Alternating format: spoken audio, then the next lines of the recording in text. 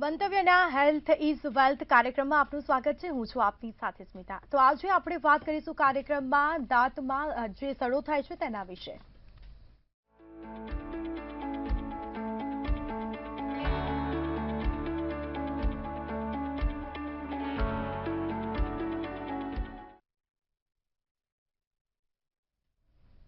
તો દાંતની સારવાર માટે આવેલા મોટાભાગના દર્દીઓ ડોક્ટરને એક જ સવાલ અચૂક કરે છે કે અમે રોજ બ્રશ કરીએ છીએ તોય દાંત કેમ સડી જાય છે। આપણને તો એમ જ હોય કે 2 ટાઈમ બ્રશ કરીએ એટલે કોઈ પ્રોબ્લેમ ન થાય, પણ એવું નથી હોતું। દાંતના સડા માટે બીજા કારણો પણ જવાબદાર હોય છે। દાંતની બ્રશ વડે યોગ્ય સફાઈ કરવી તો જરૂરી છે, પણ સાથે બીજા કારણો પણ જાણવા ખૂબ જ જરૂરી છે, જે આપણે જાણીશું આજના કાર્યક્રમમાં। આપણી સાથે ડેન્ટલ ડોક્ટર હર્ષ શાહ જોડાઈ ચૂક્યા છે, તો તેમની સાથે સીધી ચર્ચા કરીશું। જી સર, મંતવ્ય ન્યૂઝમાં આપનું સ્વાગત છે। પહેલા અમારા દર્શક મિત્રોને આપનો પરિચય આપો। નમસ્કાર, મારું નામ ડૉક્ટર હર્ષ શાહ છે અને હું દંત ચિકિત્સકની શાખામાં લગભગ છેલ્લા 10 વર્ષથી કાર્યરત છું। અત્યારે મેં હાલમાં મારું ગ્રેજ્યુએશન પતાયા પછી સ્નાતક થયા પછી મેં ફેલોશિપ કરી છે ઇમ્પ્લાન્ટોલોજીમાં, અને હાલમાં હું ડૉક્ટર જીવરાજ મહેતા હોસ્પિટલ છે ત્યાં હું as a full timer doctor તરીકે કાર્યરત છું।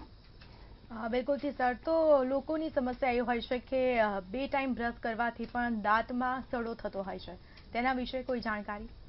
સૌથી પહેલાં દાંતમાં આપણે બ્રશ કરવાનું કેમ જરૂરી છે એના માટે દાંત અને દાંતનું મહત્ત્વ સમજવું ખૂબ જ જરૂરી છે।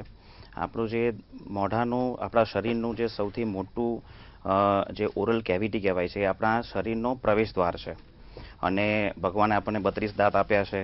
32 દાંત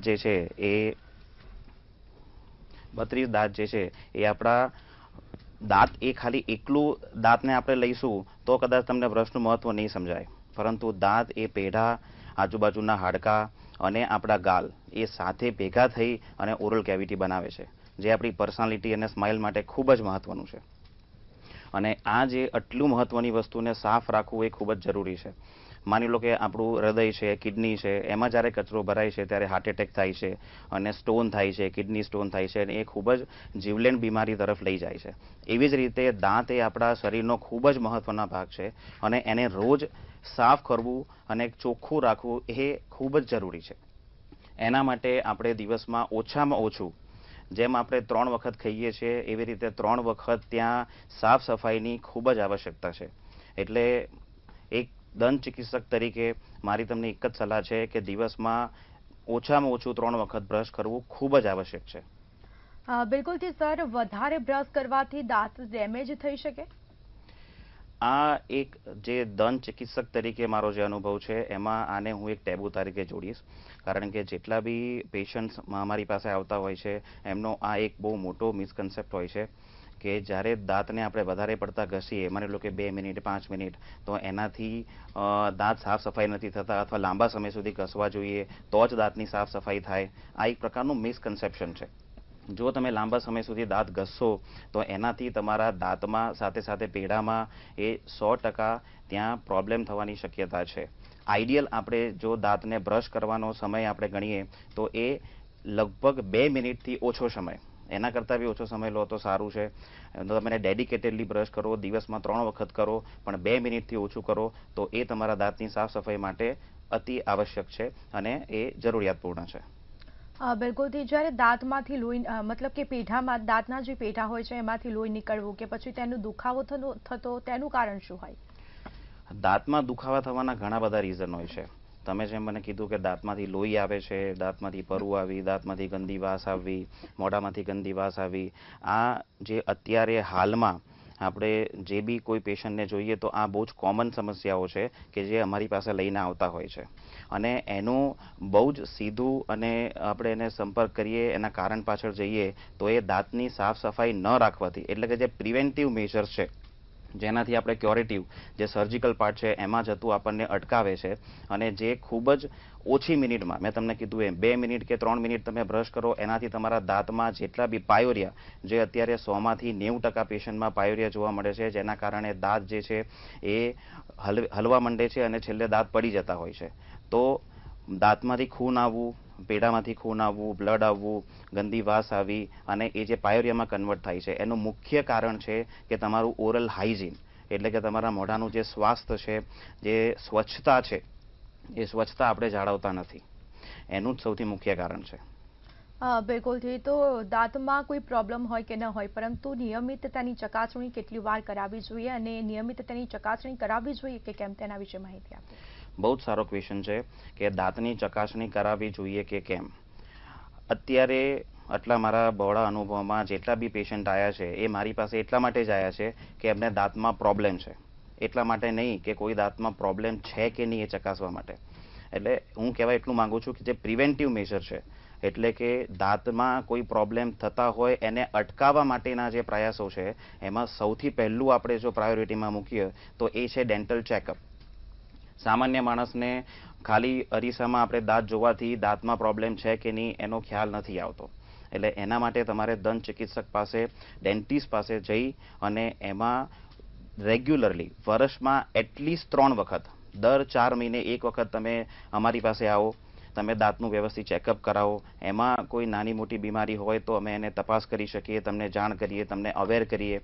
અને ખાલી ઘરમાં એક માણસ બી કરાવશે તો એની અવેરનેસ ઘરના ફેમિલીના જેટલા મેમ્બર હશે એમને પણ થશે. અને એનાથી આપણે જે દાંતમાં થતા જે રોગો છે એ રોગોને આપણે ઘણા બધા અંશે નિવારી શકીશું. બિલકુલથી. તો દાંતમાં જે દુખાવો થતો હોય તેને કઈ રીતે ઠીક કરી શકાય? કારણ કે જે લોકો છે ને જેને દાંતમાં દુખતો હોય ને, લોકો પછી લવિંગ મૂકીને કે ગમે તે રીતે ઘરેલું ઉપચાર કરીને તે લોકો એવું કહે કે ભાઈ દાંત હવે નહીં દુખાય, પણ એની માટે ડૉક્ટરને બતાવવું જરૂરી છે કે કેમ, જ્યારે દુખાતું હોય શરૂઆતમાં ત્યારે? 100%. ભારત એ ઔષધિપૂર્ણ દેશ છે. એટલે આપણામાં એવું કહેવાય છે કે દરેક ઘરમાં જે રસોડું છે એ રસોડું એક પ્રકારનું દવાખાનું છે. ત્યાંથી આપણને દવા કંઈક ને કંઈક મળી જશે. અને એ જે આપણને મળે છે એ જે દવા છે એમાં કંઈ ખોટું નથી. માન લો કે લવિંગનું તેલ તમે વાપરો છો, પણ એ કાયમી ઈલાજ નથી. ઇવન અમે બી દાંતની ચકાસણી પછી અને દાંતમાં સડો કાઢ્યા પછી યુજીનોલ, જેને યુજીનોલ કહેવામાં આવે છે, એટલે એક પ્રકારના લવિંગમાંથી જેને એક્સટ્રેક્ટ કરીને બનાવવામાં આવે છે, એ અમે વાપરતા હોઈએ છીએ. પરંતુ માત્ર ને માત્ર એનાથી જ ઘરગથ્થુ ઉપચાર તમે કરો અને દાંતના દુખાવા માટે કે એના માટે તમે ડૉક્ટર પાસે ના જાઓ, એ સૌથી મોટી ભૂલ છે. અને દાંતમાં દુખાવા થવાના અલગ અલગ કારણો હોઈ શકે છે, જેમાં જે મુખ્ય કારણો છે અને જે કોમન છે, એટલે માન લો કે 100માંથી 90 પ્રકારના કેસોમાં જે એમને દાંતના દર્દના કારણોમાં મળતું હોય છે, એમાં સૌથી પહેલું કારણ છે દાંતમાં સડો. હવે દાંત સડો થવાનું રીઝન છે તો એને આપણે પાછું જેમ સૌથી સ્ટાર્ટિંગમાં કીધું કે તમારી હાઇજીન, એટલે કે દાંતની જે સ્વચ્છતા છે એ સ્વચ્છતા તમે જાળવતા નથી, એના કારણે થવાની પૂરેપૂરી શક્યતા છે. બીજું જે સૌથી મોટું રીઝન છે એ છે પાયોરિયા. અને એમાં બી તમારા રૂટમાં એને કોઝ જાણશો તો એ તો કોઝ છે કે તમારા દાંતની જે સ્વચ્છતા તમે જાળવતા નથી એટલે. અને આ રીઝનના કારણે પ્લસ ચાંદા પડવા અને આ બધા રીઝનના કારણે ડાપણની દાઢનો દુખાવો ને કારણે તમારા દાંતમાં દુખાવાના કારણો વધતા જાય છે અને એના કારણે પેશન્ટો અમારી પાસે આવતા હોય છે. બિલકુલથી સર. તો દાંતનો સડો રોકવા માટે શું કરવું જોઈએ? દાંતનો સડો રોકવા માટે આપણી પાસે ઘણા બધા રસ્તા છે અને એમાં જે સૌથી મહત્વનો રસ્તો છે કે જે આપણે સીધો યુઝ કરી શકીએ છીએ એ છે, સૌથી પહેલું, કોઈ પણ બીમારી હોય તો એ બીમારીમાં આપણે એના ટ્રીટમેન્ટને 2 પ્રકારે જોવી જોઈએ. એક તો છે કે સડો થાય જ નહીં, એના માટેનું સૌથી પહેલું જે પગલું છે એ છે તમે દિવસમાં એટલીસ્ટ 3 વખત બ્રશ કરો, દાંતની સાફ સફાઈ એટલે કે સ્કેલિંગ કરાવો અને વર્ષમાં એટલીસ્ટ 2 વખત અને વધીને 3 વખત થાય તો દંત ચિકિત્સક પાસે જઈ, એટલે કે અમારી પાસે આવી અને તમે દાંતનું એકવાર ચેકઅપ કરાવો. જો એમાં દાંતમાં થોડોક બી સડો હશે તો અમે એ સડાને ત્યાં અટકાવી દઈશું.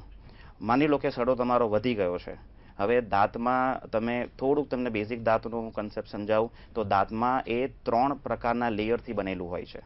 અને દાંત વિશે એવું કહેવાય છે કે આપણા હાડકાં જેટલા મજબૂત છે એના કરતાં બી દાંત વધારે મજબૂત હોય છે. હમણાં જ એક સ્ટડી જે ઇજિપ્તમાં, જે ઇઝરાયલમાં જે મમ્મી મળ્યું હતું, એમાં હાડકાં કદાચ ખવાઈ ગયા હતા પણ દાંત હજી એમના એમ રહ્યા હતા. એટલે એના પરથી તમે અંદાજો લગાવી શકો છો કે દાંત તમારા કેટલા મજબૂત છે. અને છતાં બી આપણી બેદરકારીના કારણે, એમાં સ્વચ્છતા ન રાખવાના કારણે, પ્રિવેન્ટિવ મેજર્સ ન લેવાના કારણે એ દાંત જે વાયરલ અને બેક્ટેરિયા જે ગ્રોથ થાય છે એના કારણે તમારા દાંત સડે છે. હવે પ્રિવેન્ટિવ મેજરમાં આપણે ચૂકી ગયા તો પછી ક્યોરેટિવ મેજરમાં કયા કયા આવે છે? એટલે જે તમારા દાંતના જે 3 લેયર છે એમાંથી ઇનેમલ, ડેન્ટિન અને રૂટ, એટલે રૂટ સુધી જો તમારો સડો પહોંચી ગયો હોય તો પછી એ એબ્સેસ એટલે કે રસોડીમાં કન્વર્ટ થાય છે અને એના માટે રૂટ કેનાલ ટ્રીટમેન્ટ એટલે કે મૂળિયાની સારવાર. દાંતમાં જે જડ હોય છે એ એટલે આ જે તમારો દાંત છે એ દાંતમાં થી સડો તમારા મૂળિયા સુધી પહોંચે છે અને એના કારણે પેઇન જે છે એ ખૂબ જ વધતું હોય છે અને એની જે અક્ષીર ઈલાજ છે એ છે રૂટ કેનાલ ટ્રીટમેન્ટ. હા બિલકુલ જી સર. તો દાંતને મજબૂત રાખવા માટે શું કરવું જોઈએ? દાંતને મજબૂત રાખવા માટે સૌથી કે જે આપણે દિવસમાં 3 થી 4 વખત જે વસ્તુ આપણે ખાતા હોઈએ છીએ, જે આપણા દિવસમાં આપણા બોડીના બંધારણ માટે જે મહત્વનું છે, એમાં જે અત્યારનું આપણી જે આ જનરેશન છે, આ જનરેશનમાં સૌથી વધારે જે ખોરાકનો ભાગ છે એ છે જંક ફૂડ. એટલે જંક ફૂડને અવોઇડ કરવું જોઈએ, કારણ કે જંક ફૂડમાં સ્ટીકી ફૂડ માની લો, ચીઝ છે, પનીર છે, બટર છે, આ બધી વસ્તુઓ, ચોકલેટ, પેસ્ટ્રીઝ, જે અત્યારે એનો વપરાશ વધી રહ્યો છે એના કારણે દાંતમાં એ વસ્તુ ભરાઈ જતી હોય છે અને દાંતનું જે સ્ટ્રક્ચર, બેઝિક સ્ટ્રક્ચર છે એ વીક થઈ જતું હોય છે અને જે દાંતમાં પ્રોબ્લેમ જે એક ઉંમર એક હદ પછી થવા જોઈએ એ અત્યારે એનું મેનિફેસ્ટેશન, એટલે કે એના અસરો જે બતાવવાનું જે ટાઈમિંગ છે એ અર્લી એજમાં થઈ ગયો છે. એટલે સૌથી ઇમ્પોર્ટન્ટ વાત છે કે જે તમારી ફૂડ હેબિટ છે એ ફૂડ હેબિટમાં 100% ચેન્જ કરવાની જરૂર છે અને એમાં જે સાત્વિક ફૂડ અને એમાં બી જે દાંતને હેલ્પ કરતા હોય, જેમ કે તમારા જે કેલ્શિયમયુક્ત દૂધ છે, પનીર છે, એ વસ્તુ તમે વધારે ખાઓ તો એનાથી તમારા દાંતમાં જે મજબૂતાઈ છે એ વધવાના ચાન્સીસ વધે છે. બિલકુલથી સર. તો આ જે રૂટ કેનાલ શું હોય છે અને તેની સારવાર ક્યારે કરાવવી જોઈએ અને કેવી રીતે કરાવવી જોઈએ, તેના વિશે દર્શક મિત્રોને માહિતી આપો. ચોક્કસ. રૂટ કેનાલ એ અત્યારે ખૂબ જ, તમે નાનપણમાં 6 વર્ષના છોકરાથી લઈ, નાનું બાળકથી લઈ અને 70-80 વર્ષના વય સુધીના દરેક લોકો આ અત્યારે આ બીમારીથી, રોગથી અથવા તો આ કન્ડિશનથી પીડાય છે અને એના માટે લોકોને એક સચોટ જાણકારીનો ખૂબ જ અભાવ છે. રૂટ કેનાલ એ દાંતમાં જે સડો થયો છે એ સડો દાંતના કાઢવા સુધી ના પહોંચે એની વચ્ચે, એટલે કે નેચરલ આપણને જે ભગવાને આપ્યું છે, જે દાંત આપણા બાય બોર્ન એટલે કે જન્મથી આપણી સાથે છે, એ જ સ્ટ્રક્ચરને આપણે દાંતની અંદર સાચવી રાખવા માટેની જે ટ્રીટમેન્ટ છે એ છે રૂટ કેનાલ ટ્રીટમેન્ટ. એટલે કે દાંતમાં જે મૂળિયા હોય છે એ મૂળિયાને સાફ કરી, એમાં જે સડો થયો છે એ સડાને સાફ કરી અને પછી એની અંદર એક આર્ટિફિશિયલ રૂટ કે જે ગટ્ટા પરચા કોન હોય છે. ગટ્ટા પરચા એક પ્રકારનું બાયોકોમ્પેટેબલ મટીરિયલ છે કે જે આપણા બોડી સાથે એક જ ખૂબ જ બાયોમેડિકલી એ લિંક થઈ જતું હોય છે અને પછી એ દર્દીના દાંતમાં અને શરીરમાં આજીવન ત્યાં એ રહેતું હોય છે અને પછી એના પછી નવેસરથી સડો થવાનું જે પ્રમાણ છે એ ખૂબ જ નહિવત થઈ જતું હોય છે. આ ગટ્ટા પરચા કોન અંદર મૂક્યા પછી એની પર અમે સિમેન્ટ લગાવતા હોઈએ છીએ, એટલે ત્યાં તમારી રૂટ કેનાલ પતે છે. હવે રૂટ કેનાલ પત્યા પછીનું જે સ્ટેપ છે એ છે દાંતની ઉપર કવર કરવું, કવરિંગ. કવરિંગ ખૂબ જ મહત્વનું છે. રૂટ કેનાલ કર્યા પછી આપણો જે દાંત છે એ નિર્જીવ થઈ જતો હોય છે, કારણ કે આપણે એનો રૂટ કાઢી નાખીએ છીએ, એટલે એના પછી એને પ્રોટેક્શન આપવું ખૂબ જ જરૂરી છે. એટલે એ પ્રોટેક્શન માટે એની ઉપર કવરિંગ કરવું ખૂબ જરૂરી છે. એટલે જ્યારે આ રૂટ કેનાલ ઉપર આપણે કવરિંગ કરીએ દાંત ઉપર, એટલે પછી તમારું જે રૂટ કેનાલની જે ટ્રીટમેન્ટ છે એ કમ્પ્લીટ થતી હોય છે. બિલકુલ જી સર. તો બાળકો માટે જે પ્રિવેન્ટિવ ડેન્ટલ કેર હોય છે એ શું હોય છે?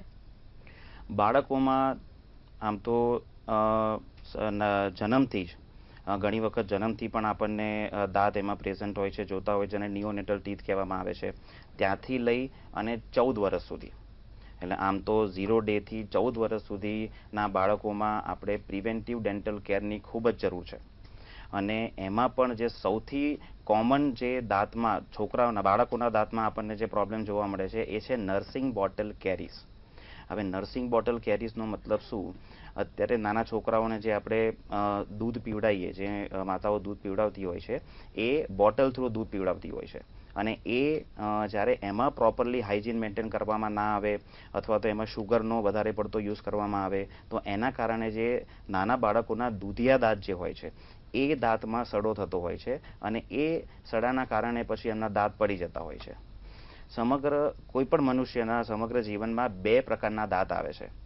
સૌથી પહેલા 14 વર્ષ સુધીના જે દાંત હોય છે એ દૂધિયા દાંત હોય છે, જેની સંખ્યા 20 હોય છે અને 14 વર્ષે લગભગ બધા દુધિયા દાંત પડી જતા હોય છે અને લગભગ 18 થી 22 વર્ષની ઉંમર સુધીમાં ઢાપણની દાઢ પણ આવી જતી હોય છે. એટલે એ ટોટલ દાંત જે છે એ 32 છે. એટલે આમ કહેવા જઈએ તો આપણને બે પ્રકારના ચાન્સ મળે છે કે જો દુધિયા દાંતમાં તમને સડો થયો તો તમને તમારી પાસે પરમેનન્ટ એટલે કે કાયમી દાંત છે. તો નાના છોકરાઓમાં પ્રિવેન્ટિવ કેર તરીકે ખાસ કરીને તમે જ્યારે એને જંક ફૂડ આપો હોય કે તમે શુગર આપો એ બધાનું કન્ટેન્ટ તમારે ઓછું કરવું જોઈએ અને એનાથી દાંત લાંબો સમય સુધી સારા સાચવી શકાય છે. બિલકુલથી સર, ખાસ કરીને વાત કરવામાં આવે તો નાના બાળકો છે ને તેઓ ખાવા પીવાનું પણ ધ્યાન નથી રાખતા અને જો માતા પિતા ખાવાનું છીનવી લે તો બી તે લોકો જીદ કરતા હોય છે, ચોકલેટ્સ ને બધું વધારે ખાતા હોય છે. તો માતા પિતાએ ખાસ બાળકો માટે દાંતને લઈને કઈ કાળજી રાખવી? સૌથી પહેલા નાના છોકરાઓ માટે જે તમે કીધું કે એ લોકો ખાતા નથી, જીદે ચડી જાય છે, તો એના માટે પેરેન્ટ્સે ખૂબ જ પેશન્સ રાખવાની જરૂર છે. એમનામાં પણ દર 6 મહિને કે વર્ષે એમનામાં તમે 6 મહિને આવો તો વધારે સારું છે. એકવાર ડેન્ટલ ચેકઅપ કરાવવું ખૂબ જ જરૂરી છે કારણ કે નાના છોકરાઓને દુખે તો એ તમને તરત કહી શકતા નથી અથવા તો એ પોતાનું ધ્યાન જાતે નથી રાખી શકતા. એટલે એમાં સૌથી પહેલા ઘરે મા બાપે નાના છોકરાઓને બ્રશિંગ ટેકનિક શીખવાડવી ખૂબ જરૂરી છે. દિવસમાં લગભગ 3 થી 4 વખત એમના માટે 4 વખત દિવસમાં બ્રશ કરાવવું જરૂરી છે. બને ત્યાં સુધી ખાધા પછી જેટલું ભરાયેલું હોય એ તમારે માતા પિતાએ જોઈ અને કાળજીથી અને એને કોગળા કરાવીને બધું જ ત્યાંથી ફ્લશ આઉટ કરી નાખવું જોઈએ કે અંદર કશું જ ભરાઈ ના રહે એની તમારે ધ્યાન રાખવી જોઈએ. અને દરેક માતા પિતાએ આ વસ્તુ જોવી જોઈએ કે દરેક એજ પ્રમાણે એટલે 6 મહિનાથી લઈ અને 6 વર્ષ સુધીમાં તમારા દુધિયા દાંત આવી જતા હોય છે અને 6 વર્ષ પછી દુધિયા દાંતને પડવાની શરૂઆત થતી હોય છે. તો કયા વર્ષે કયા દાંત પડવા જોઈએ એની બી જાણકારી માતા પિતાને હોવી જરૂરી છે. જનરલી 6 વર્ષ સુધીમાં તમારા દુધિયા દાંત આવી અને 6 વર્ષે સૌથી પહેલા નીચેના જે આગળના એટલે કે મેન્ડિબલ ઇન્સાઇઝર જેને કહેવામાં આવે છે એ પડવાની શરૂઆત થતી હોય છે અને ત્યાં તમારા પરમેનન્ટ દાંત આવવાની શરૂઆત થાય છે. એ જ પ્રમાણે 8 વર્ષે ઉપરના આગળના દાંત પડે છે એટલે કે મેક્સિલરી ઇન્સાઇઝર પડતા હોય છે અને પછી ધીમે ધીમે પાછળના એટલે કે 14 વર્ષ સુધીમાં લગભગ બધા તમારા દુધિયા દાંત પડી અને કાયમી દાંત આવી જતા હોય છે. તો આ વખતે તમારે બીજી એક કાળજી, સડા સિવાયની બીજી એક કાળજી રાખવાની એ જરૂરી છે કે માની લો કે તમારા છોકરાના દુધિયા દાંત નથી પડતા, ઇવન 14 વર્ષ પછી બી તમારા દુધિયા દાંત નથી પડતા, તો એ વખતે તમારે તરત જ દંત ચિકિત્સક એટલે કે ડેન્ટિસ્ટ પાસે અમારી પાસે આવી અને એ જો તમે ટ્રીટમેન્ટ નહીં કરાવો તો પછી વાંકા ચૂકા દાંત થવાની પૂરેપૂરી શક્યતા રહે છે. બિલકુલથી સર, વાત કરવામાં આવે જ્યારે દાંતમાં સડો થતો હોય છે અને એની દાંતમાં સડો થાય ત્યારે નોર્મલી દવા લઈને તે મટી શકે કે પછી એ દાંત કઢાવવું જ પડે? દાંતનું ઇન્ફેક્શન એક એવું ઇન્ફેક્શન છે કે એમાં જ્યારે બી દાંતમાં સડો લાગે છે ત્યારે કોઈ પણ પ્રકારની મેડિસિન હજી સુધી એવી બની નથી કે તમે ઓરલી એટલે કે તમે મોઢા દ્વારા તમે દવા લો અને એ જે ઇન્ફેક્શન છે એ પાછું કમ્પ્લીટલી તમને ક્યોર થઈ જાય માત્ર દવાથી. એ વસ્તુ શક્ય નથી. આપણને માની લો કે ફેરેન્જાઇટિસ એટલે કે ગળાનું ઇન્ફેક્શન થયું હોય, વાયરલ આવ્યો હોય, તાવ આવ્યો હોય તો એના બધા માટે દવા છે. પરંતુ જો દાંતમાં એકવાર ઇન્ફેક્શન થાય છે તો એ સડો તમારે ડેન્ટિસ્ટ પાસે જઈ એ સડો કઢાવી અને ત્યાં રિલેટિવ ટ્રીટમેન્ટ કરાવવી ખૂબ જ આવશ્યક છે. એટલે દાંત માટે ઇન્ફેક્શન, દાંતમાં થયેલા ઇન્ફેક્શન માટે કોઈ ક્યોરેટિવ મેડિસિન નથી. It is only and only surgical approach. પણ સર, ત્યારે સ્ટાર્ટિંગમાં એવી ખબર પડે કે સડો થયો છે ત્યારે નોર્મલ કોઈ દવા આપીને મટાવી શકાય આપણે તેને? એના માટે પ્રિવેન્ટિવ અપ્રોચમાં જવું પડે, જેમ મેં પહેલાં કીધું એટલે એમાં ફ્લોરાઇડ એપ્લિકેશન થઈ શકે. જેમ કે નાના બાળકો છે 6 વર્ષથી લઈ અને 14 વર્ષના બાળકોમાં તમે ફ્લોરાઇડ એપ્લિકેશન એટલે કે ફ્લોરિનેટેડ ટૂથપેસ્ટ અત્યારે મળે છે જેને મેડિકેટેડ ટૂથપેસ્ટ કહેવાય છે. એ તમે જ્યારે વાપરો છો તો તમારો જે સડો છે એ ઇનિશિયલ ફેઝમાં હશે તો એ આગળ વધતો અટકશે અથવા તો પછી એને અરેસ્ટેડ કેરીઝ કહેવામાં આવે છે. એટલે કે તમને એ ટાઈમ બાય કરી આપશે કે ભાઈ તમે વિધિન 6 મંથ્સ કે 1 યરમાં તમે you go to the dentist, તમે ડેન્ટિસ્ટ પાસે જાઓ અને એ તમે સડો છે એને કાઢી નાખો. પણ કોઈ પણ દવાથી જો મેડિસિનથી સડો તમારો દાંતનો છે દૂર થાય છે તો એક પ્રકારનો ભ્રમ જ છે અને એવી કોઈ મેડિસિન છે જ નહીં. દાંતના સડાને તમારે એ અમારા જે ઇન્સ્ટ્રુમેન્ટ આવે જેને એરોટર કહેવાય છે એનાથી એની સાફ સફાઈ કરી અને પછી ત્યાં સિમેન્ટ અથવા રૂટ કેનાલ ટ્રીટમેન્ટ, અને જો સડો વધારે હોય અને દાંત ફ્રેક્ચર થઈ ગયો હોય તો પછી એ દાંતને કઢાઈ નાખવો પડે. બિલકુલથી સર, જ્યારે દાંત કાઢવામાં આવે છે, એક દાંતમાં સડો થયો હોય તે દાંત કાઢવામાં આવે તો પછી બીજા કોઈ દાંતને નુકસાન થઈ શકે તેને લઈને? ના, આ બી એક પ્રકારનો મિસકન્સેપ્શન છે કે દાંતને એક દંત ચિકિત્સક તરીકે આટલા મારા બહોળા અનુભવમાં એક વસ્તુ મેં માર્ક કરી છે કે કોઈ પણ પેશન્ટ જે અમારી પાસે આવે છે તો એ મગજમાં ઘણા બધા ભ્રમ લઈને આવતું હોય છે દાંતની સારવારને લઈને. જેમ કે ઉપરના દાંત કઢાવીશું તો અમને આંખમાં તકલીફ થશે, નીચેના દાંત કઢાવીશું તો અમને કાનમાં તકલીફ થશે, અમારું મોઢું જે છે એ સાઈડ ડેવિએટ થઈ જશે, પછી અમને કન્ટિન્યુઅસ દુખાવો રહેશે. આ બધા મિસકન્સેપ્શન હોય છે અને એ ક્યાંક ને ક્યાંક એનું બી એક રીઝન છે કે જે વિથઆઉટ ડિગ્રી જે ડોક્ટર પ્રેક્ટિસ કરતા હોય છે એના કારણે આ બધા મિસકન્સેપ્શન થતા હોય છે. પણ સર, તેના કારણે જ લોકો છે ને અડધા દાંતમાં જે સડો થયો હોય છે ને તે બી નથી કઢાવતા, આ બીકના કારણે. સાચી વાત છે તમારી. અને એના કારણે જ પછી જ્યારે અમારી પાસે આવતા હોય છે ત્યારે એ દાંત બચવાની પૂરેપૂરી શક્યતા હોતી નથી અને કઢાઈ નાખવા પડે છે. એટલે તમે જેમ કીધું એવી રીતે કે દાંતમાં તમે દાંત જ્યારે કઢાવો ત્યારે એના કારણે બીજા કોઈ પણ દાંતમાં અથવા શરીરના બીજા કોઈ પણ ભાગમાં, કારણ કે દાંત આપણા શરીરમાં એવી જગ્યાએ છે કે એની આજુબાજુમાં ઘણા બધા વાઇટલ સ્ટ્રક્ચર્સ આવેલા છે, જેમ કે આંખ છે, એની ઉપર આપણું બ્રેઇન છે, પણ એના કારણે તમારા દાંતની સારવારના કારણે ક્યારેય બીજા કોઈ પણ ઓર્ગનને ક્યારેય નુકસાન થતું નથી, ઇવન બીજા દાંતને પણ ક્યારેય નુકસાન થતું નથી. બિલકુલથી સર, તો પ્રેગ્નન્સી દરમિયાન દાંતની સુરક્ષા મતલબ કે કઈ રીતે કરવી જોઈએ અને દાંતની કાળજી કઈ રીતે રાખવી જોઈએ? ડ્યુરિંગ પ્રેગ્નન્સી કોઈ પણ મહિલામાં ઘણા બધા હોર્મોનલ ચેન્જીસ થતા હોય છે અને એ હોર્મોનલ ચેન્જીસના કારણે દાંત અને શરીરના બીજા ઘણા બધા ભાગોમાં એની અસર આવતી હોય છે. ડ્યુરિંગ પ્રેગ્નન્સી અથવા પોસ્ટ પ્રેગ્નન્સી મોસ્ટલી આપણું જે સલાઈવા હોય છે, એટલે કે દાંતમાં આપણા ઓરલ કેવિટીમાં જે થૂક પ્રોડ્યુસ થાય છે એનું જે સ્ટ્રક્ચર છે અથવા એની જે બનવાની જે ક્વોન્ટિટી છે એ ઘણા બધા અમાઉન્ટમાં ચેન્જ થતી હોય છે.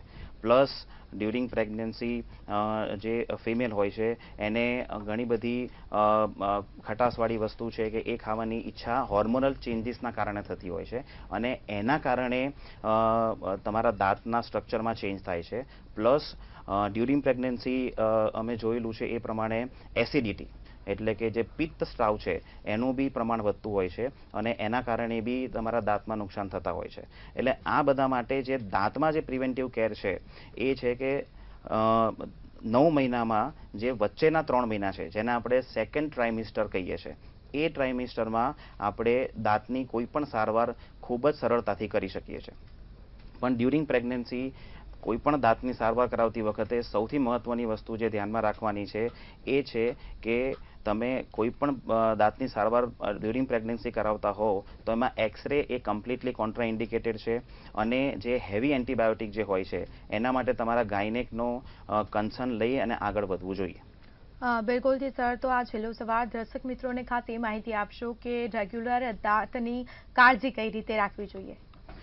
દાંતની કાળજી રાખવા માટે સૌથી પહેલાં તો જે મેં શરૂઆતમાં કીધું એવી રીતે એ જ પાછું હું રિપીટ કરીશ કે પ્રિવેન્ટિવ અપ્રોચ એટલે કે હોનારત થાય એ પહેલાં જ એને પ્રિવેન્ટ કરવાના જો તમે પ્રયાસો કર્યા હશે તો તમારે કદાચ અમારી પાસે આવવું તો પડશે જ, પણ સર્જિકલમાં એટલે કે જેનાથી તમને દર્દ થાય, જેનાથી તમને પીડા થાય અને લાંબા સમય સુધી ટ્રીટમેન્ટ ચાલે એવું તમને નહીં કરવું પડે. એટલે એના માટે જે સૌથી મહત્વના પ્રયાસો છે એમાં દિવસમાં એટલીસ્ટ 3 વખત બ્રશ કરો, કાં તો નિયમ રાખો જેટલી વખત ખાઈશું એટલી વખત બ્રશ કરશું તો તમને યાદ રહી જશે. બીજું છે વરસમાં એટલીસ્ટ 2 વખત, દર 6 મહિને 1 વખત દંત ચિકિત્સક પાસે, ડેન્ટિસ્ટ પાસે જઈ અને અમે એની ચકાસણી કરાવીશું. એમાં જો કોઈ પ્રોબ્લેમ હશે તો એને આપણે ટ્રીટમેન્ટ કરાવવી જોઈએ. ત્રીજી મહત્વની વસ્તુ છે કે જે અત્યારે જંક ફૂડ ખાઈ રહ્યા છીએ એના કારણે જે પ્રોબ્લેમ થાય છે તો એમાં ચેન્જ કરવાની જરૂર છે. આટલી વસ્તુઓ આપણે કરીશું તો આપણે દાંતના જે મેજર પ્રોબ્લેમ છે, અને સૌથી મહત્વની વસ્તુ લાસ્ટમાં હું એડ કરીશ કે અત્યારે WHO પ્રમાણે જે કેન્સર થવાનું જે રીઝન છે એમાં સૌથી ઉપર આવે છે મોઢાનું કેન્સર, અને એ થવાનું સૌથી મોટું રીઝન છે પાન, મસાલા, ગુટખા, તમાકુ, સોપારી, આનું વ્યસન. અને એ પણ અર્લી એજમાં આ બધી વસ્તુઓ વધે. પછી CA ટંગ છે, CA મેક્ઝિલા છે, CA મેન્ડિબલ છે, આ બધી વસ્તુઓ વધારે થતી હોય છે. તો એ આપણે છોડીશું તો દાંતના તમામ પ્રકારના જે પ્રોબ્લેમ છે એની પર વિજય મેળવી શકીશું. બિલકુલ જી સર. તો આ સાથે ડોક્ટર હર્ષ શાહ અમારી સાથે જોડાયા હતા. દર્શક મિત્રોને જે રીતે માહિતી આપી દાંતમાં સડો અટકાવવા માટે શું કરવું તેના વિશે સર આપનો આભાર.